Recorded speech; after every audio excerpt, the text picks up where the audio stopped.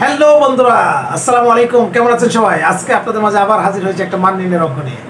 আজকে যে মান নির্ণয়ের অঙ্কটা করবো সেটা হলো x - 1/x = 5 হলে x + 1/x হোল স্কয়ারের মান। বন্ধুরা, আজকে আমরা আরেকটি মান নির্ণয়ের সহজ একটা অঙ্ক করবো। আজকে দেখা যাক এখানে দেওয়া আছে কি, তাহলে x - 1/x = 5 হলে x + 1/x স্কয়ারের মান কত। তাহলে আমরা x - 1/x = 5 এটা মান দেওয়া আছে। তাহলে আমরা বের করবো কি x + 1/x স্কয়ার এর মান কত।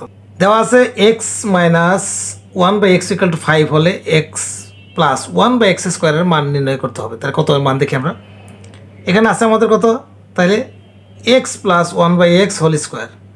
তাহলে এটাকে আমরা যদি a মনে করি, এটাকে যদি আমরা b মনে করি, তাহলে a + b হোল স্কয়ারের সূত্র হলো a - b